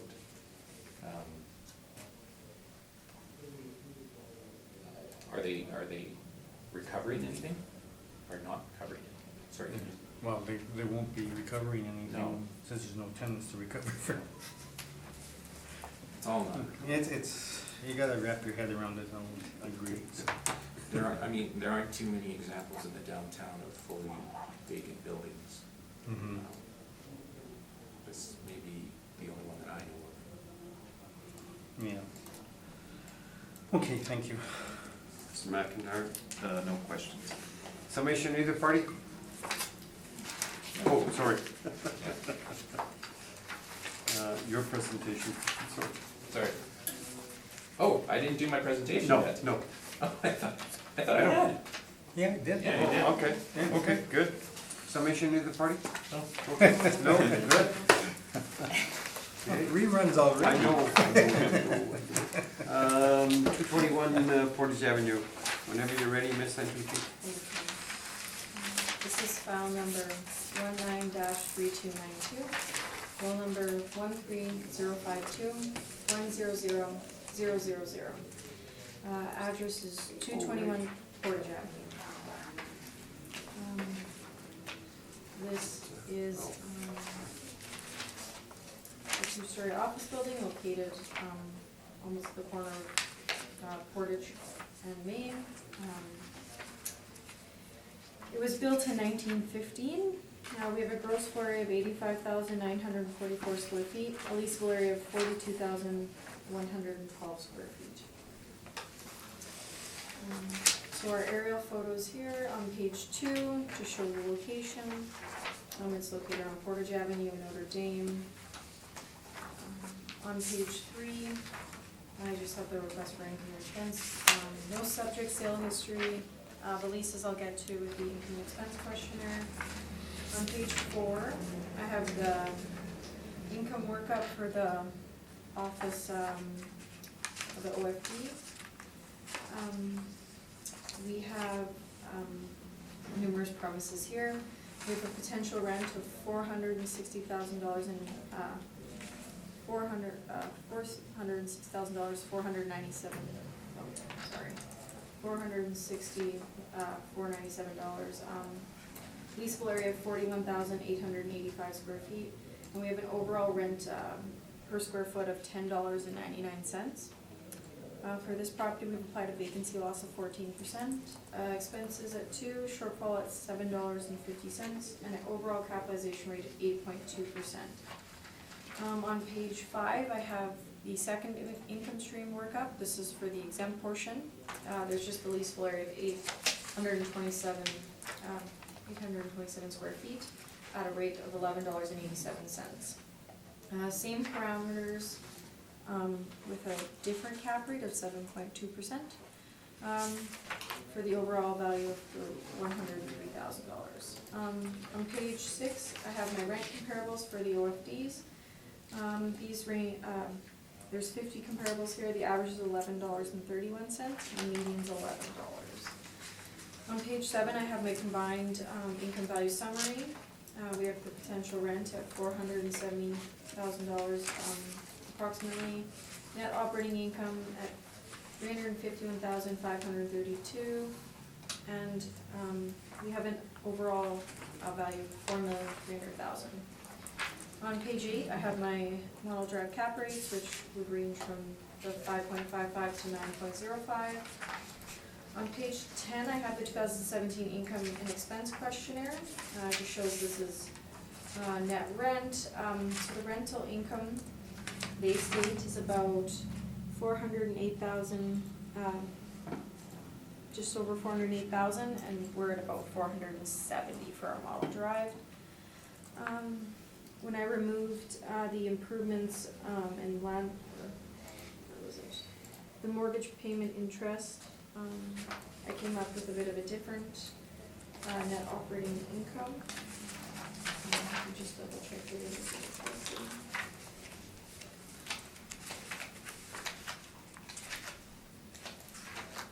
It takes us to about $390,000 for our net operating income. And then the model derived one we have for this property is $351,000 approximately, so not too far off. Page 12, we have a different income statement, just breaks down some more of the information provided for non-recoverables. Again, we wouldn't include the mortgage payment. And on page 13, I have the tenant form. It shows the spaces that are occupied. The City of Winnipeg Transit, on the main floor is the exempt portion at the 827 square feet. On page 15, we have the vacancy percentage they provided with us, which is the 11.41. And then on page 17 is my agenda. My recommendation is to maintain the 2020 assessed value of $4,300,000. Thank you. That's my presentation. Thank you. Mr. Navarro?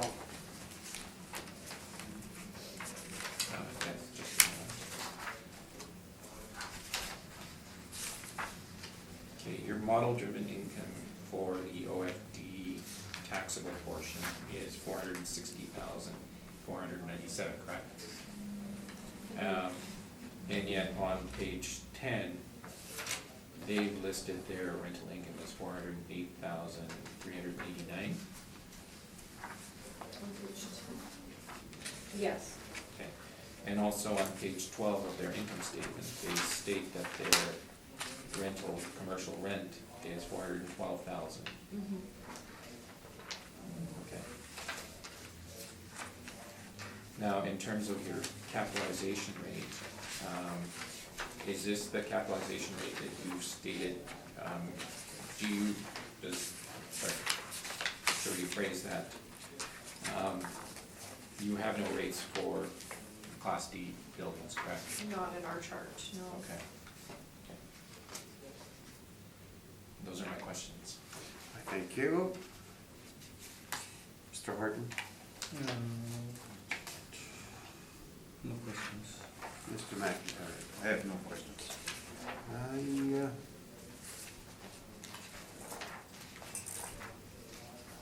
I don't either, so Mr. Navarro, your floor is yours. Again, on page 3, you can see a picture of this building. It's a very iconic building, Winnipeg's downtown. It's kind of an irregular shaped building also, and it has, it fronts essentially 3 streets. Gary, Notre Dame, and Portage Avenue. If you turn to page 8, we have our the rent applied to this property. So we've applied rent of $10.93 to 42,077 square feet for $459,913. Vacancy of 14%. Shortfall of $750. Non-recovered expenses of 7%, and a capitalization rate of 8.5%. And if you turn to page 14 of our summary of our capitalization rate information, essentially we have one cap rate for office downtown D.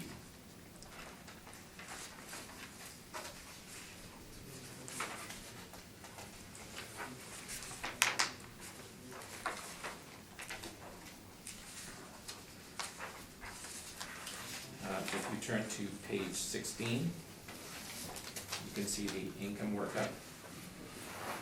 The total income that we have is $466,116, again, 14% cap rate, or vacancy rate, 7% non-recoverables, 750 shortfall, gives us a net operating income of $347,007. Overall, the cap rate is 8.48, but for the larger portion of the building, we've applied an 8.50% cap rate for a total value of $4,090,614, or $4,091,000.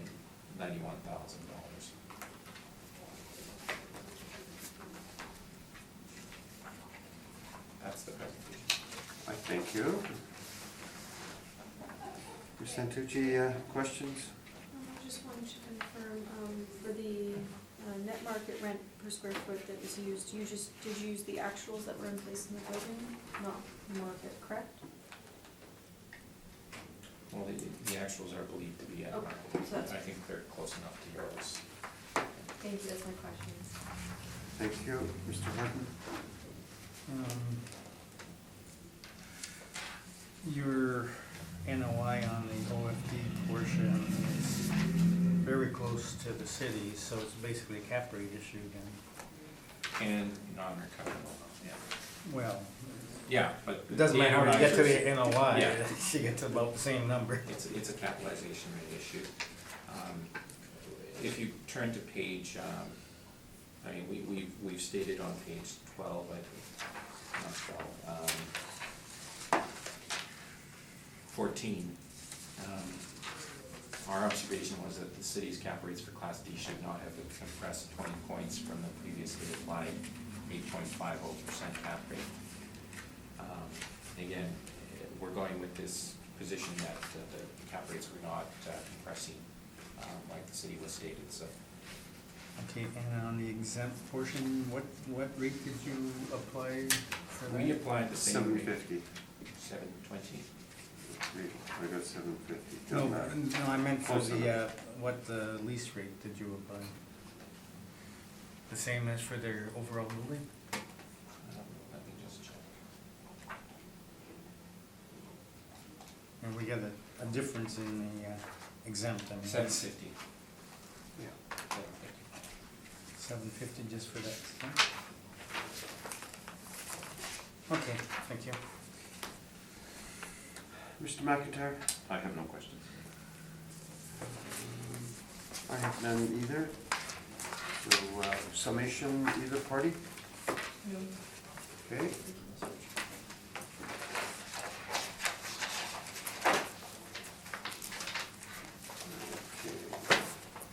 We'll go to 333 Portage Avenue. And there is a non-compliance issue. So maybe we want to talk about that, Ms. Santucci, for the time being. Yes, you want to structure it? Sorry? Because I think, well, I think he's not in opposition to this one. Oh. Okay, so, you may proceed. So for file number 19-3799, we have a roll number 13052351000, address 333 Portage Avenue. Is my request that the burden of proof be placed on the applicant for non-cooperation, section 53(3)B of the Municipal Assessment Act. And if a reduction in assessment is ordered, that it follows section 54(3.2) of the Municipal Assessment Act.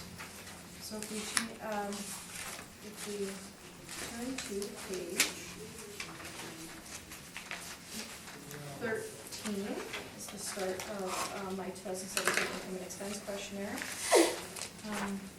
For this property, there's been an inadequate response. This is a fully owner-occupied property. The property owner would have care and control over all their annual property expenses. Previous years, such as 2014, they had provided us with these expenses, but nothing has been provided this year. I'm unsure of any, if they're having like, specific expenses with this property.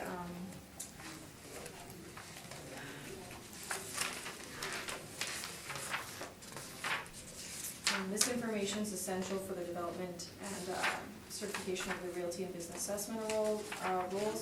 This model would be used in regards to BA occupancy costs, non-recoverables, and for today at the hearing, just to review in regards to this property.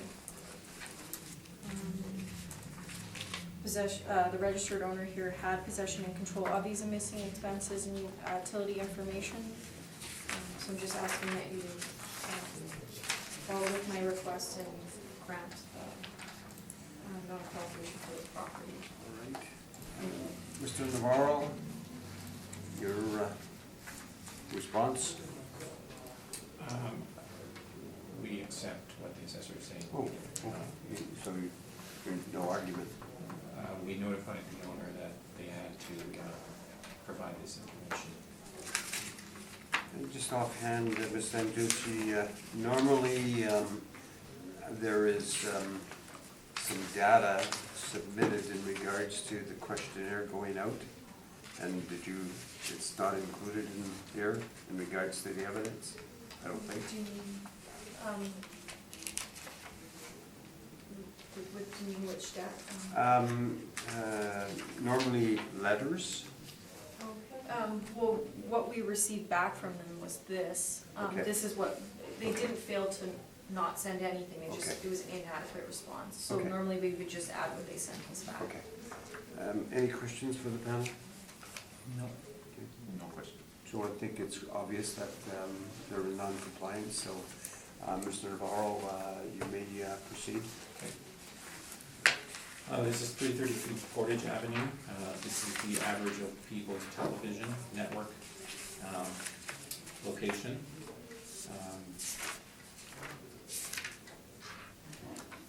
This is 1 story plus basement.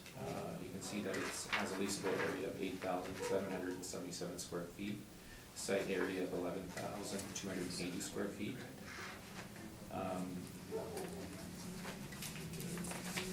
If you turn over to page 3, you can see the overhead pictures of this, and again, this is the building in question. At one time, I believe this used to be a bank.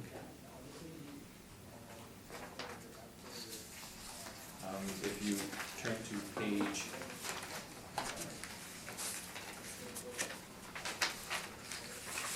8,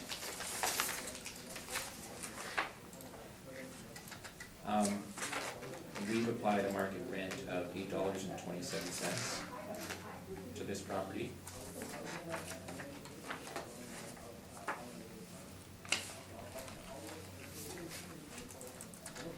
In terms of vacancy, we've applied a 10.5% vacancy allowance for this property. Shortfall of $8.50. We've, again, the standard 7% non-recoverable. And if you turn to page 16, you can see the full workup. Again, we've applied a 7.5% cap rate to this. This is an OFC with an end value of $1,502,000. And the city is at $1,901,000. That's my presentation. Thank you. Santucci, questions? No questions, thank you. Mr. Hartman?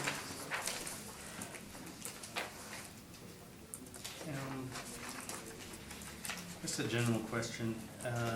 This is kind of a specialized use, I guess, being a TV studio. Does that affect the cap in any way? I would say that this is more of the front lobby area of the, it's attached to the other building. Okay. The long skinny one. And that building, I would say, is the more specialized building that's retrofitted for television services. So the spacing inside the office building is awkward on that side. But I'll get to that when we get to that one. This one is kind of just like the front lobby area to the building with some office area. So I would classify it as just a normal office building. It's what, yeah. Okay, I was ahead of my time again. Mr. McIntyre? No questions. And Mr. Rao, just change your page 2, okay, to your leasable space to agree with page 16. Oh, yes. Good. You have on the Yes. front page there, I should have said, yeah. 8777. So, Ms. Santucci, whenever you're ready. Thank you, Mr. Chairman. This is file number 19-3799, roll number 13052-351000, address 333 Portage Avenue. This building was built in 1957, and since it's the owner occupied, we have the gross floor area and the lease floor area the same at 18,814 square feet. On page 2, I have aerial photos of the building and then just an exterior front one. On page 3, I have some older inspection photos from 2013. So you can kind of see like there's just more of open, it's a bit different than like a typical office maybe with cubicles and stuff, but for now they have it as open office space. I think the one on the bottom is from a basement space. On page 4, I just had the sales history. In September 1st, 2010, we have a sale for $1,050,000. An appraisal was done, but not provided, and the sale was just confirmed by someone at our department with the facilities manager. On page 5, we have the income stream workup. We have a potential rent of $171,000, $171,977, with lease area of $18,814 for an overall rental rate of $9.14. We are using the 10.5% vacancy, 2% expenses, $8.50 for shortfall, and we have an overall capitalization rate of 7.05%. The estimated value of $1,901,000. On page 6, I have my rental comparables for OFC.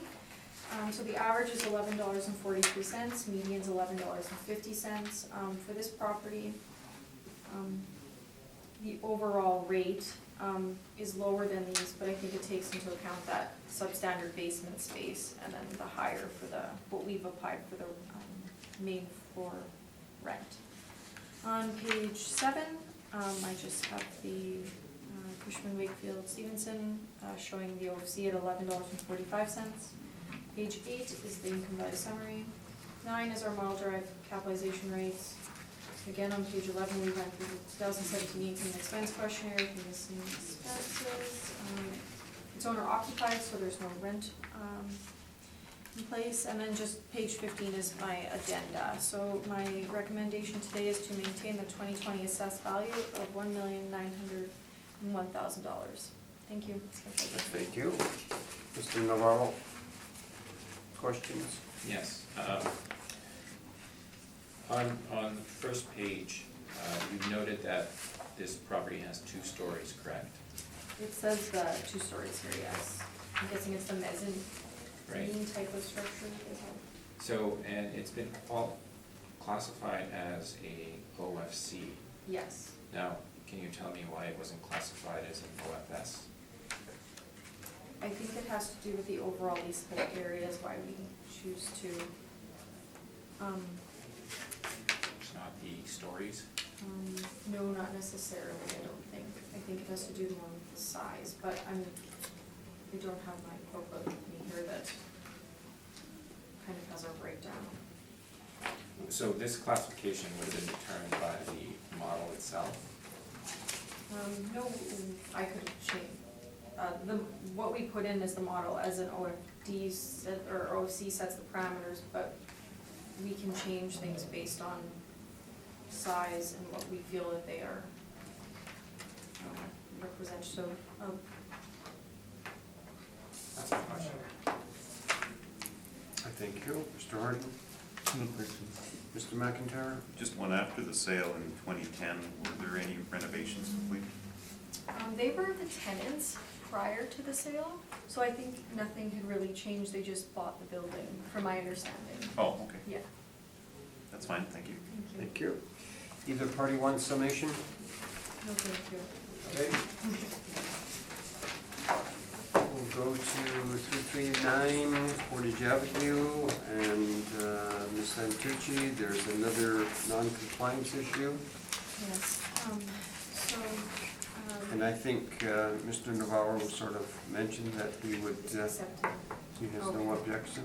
So it's just my request that the burden of proof be placed on the applicant for the non-cooperation of section 53(3)B of the Municipal Assessment Act, and if a reduction in assessment is ordered, that it follow section 54(3.2) of the Municipal Assessment Act, just based on the inadequate response.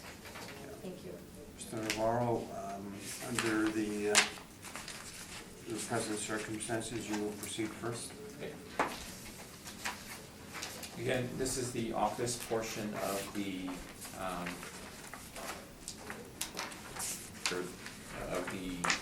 Aboriginal People's Television Network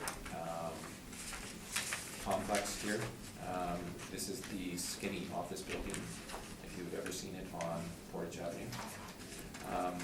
6+ basement stories, leasable area of 39,166 square feet. And you can see it's an overhead picture on page 3.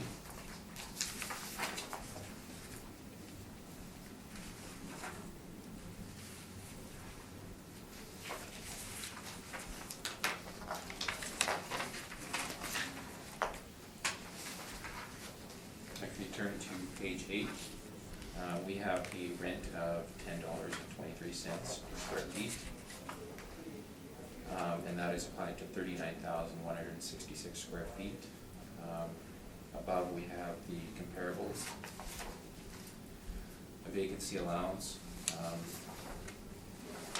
$10.50 a shortfall of $8.50 per square foot. Non-recovered expenses, again, 7%, and the capitalization rate of 7% that we've applied to this property.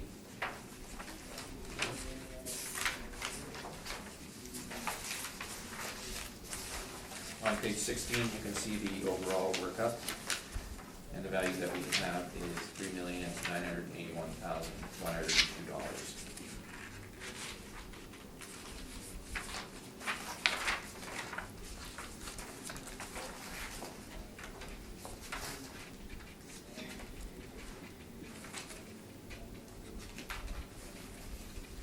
That's the presentation. Thank you. Ms. Santucci, questions? Just to confirm that the rental rate you applied is just kind of based on the fact that it's a bit of a different configuration for an office building? Typical, I would say atypical. It's not a typical office building. So when the Aboriginal Peoples Network purchased it, they converted it essentially into studios. So micro suites that house all of their different production for their network. So it would be much different than a demised office building with multi-tenants in there. This is one tenant in there, and they've greatly changed the profile of the building in terms of the office space. It's not configured like a regular office building. So yes, there would be some issues with renting this building if it were to come on the market. Thank you, that's my questions. I thank you. Mr. Harton? Okay, you answered my question then, and the configuration is built into the rental rate, not the cap per se. Yeah. So the only portion of the office areas that are normal are what I would say the boardrooms in this building. So each floor has an individual boardroom, and that's probably the only kind of unique structure that people would find similar walking through this building. Otherwise, everything is demised into these little pocket suites that house different production facilities of the network itself.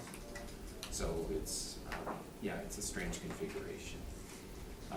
On the main level, there's also studio areas, and in the basement, there is some studio areas also. Okay, thank you. Thank you. Mr. McIntyre? No questions. I have none either. Ms. Santucci, the floor is yours.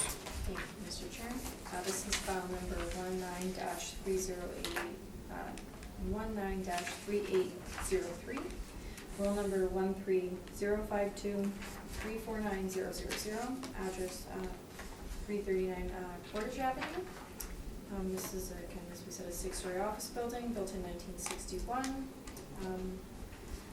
If you flip to page 2, I just have an aerial shot of the building, and then an exterior photo up the front.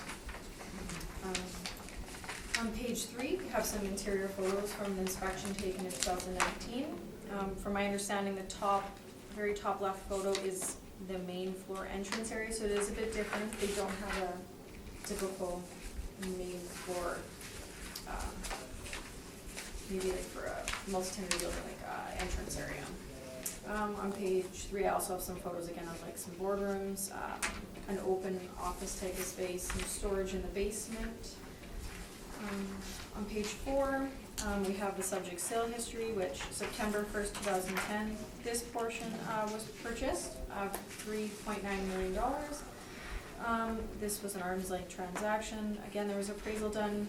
We do not have that in our possession, and the sale was confirmed by someone at our department with the facilities manager. On page 5, I have the workup for the office building. So we have it broken down between floors 1 to 6 and this basement space. We've applied a $12.81 rent per floor for the floors above ground, and then $3.68 for the basement space. So our potential rent is $445,000 approximately, with a leasable area of 38,778 square feet, for an overall rental rate of $11.48. We have a vacancy loss of 10.5%, expenses of 2, shortfall $8.50, and our overall capitalization rate is the 7.05%. On page 6, I have our OFC comparables. The average is $11.43, and the median is $11.50. So right around what we have at the $11.48. Page 7, again, just the $11.45 by Cushman and Wakefield and Stevenson for OFCs. 8 is the income value summary. Page 9 is my capitalization rates, where it fall between the 5.55 and the 9.05. And page 11 is the mailer, just to show it's owner occupied. And, page 15 is the start of my agenda, which we've gone through, so my recommendation today is to maintain the 2020 assessed value of $5,049,000. Thank you, that's my presentation. Thank you. Mr. Navarro, questions? Yes. You mentioned that there was a sale here and that it was an arm's length transaction. But the current owner was the tenant at that time. Yes. So this property was not exposed to the market at all, was it? I'm unsure on that, that wasn't, in the note I was read from a coworker analyzing it, but, Did I they don't look think into it the was sale? released to the market. Okay. Like, I don't think it was advertised, I think they were approached, is what I understood, they Okay. stated they paid a fair And market value. are you aware of the condition of the building at that time? Was it demised differently than it is today? That I'm unaware of, I'm not sure what the building was set up like, I would assume it would have been mostly the same if they were previously using it, but, I think from what I recall, there was permit work done after. So, I just don't have the permits with me here. Okay. So you're not aware of any of that detail then? I don't have details on like the exact layouts of prior to sale. Those are my questions. Thank you, Mr. Hardy. So you're about $1.25 higher on rent than the applicant, and vacancy rate, or not, the cap rate is about, 0.5. almost half a point lower. And those are your main differences, well, the 5% as well. Yes. Yeah, they're collecting that these days. Okay, thank you. Thank you. Mr. McIntyre? Page 3, I assume that you did the interior inspection. No, actually, it was a coworker from municipal board, Oh, so thank you. I've actually never been in the building. No, that's fine, thanks. Okay, you had mentioned somebody from the municipal board went to the property? My coworker had inspected it prior to his municipal board in July. Okay. In July? Yes. So it, was that there? Was there results?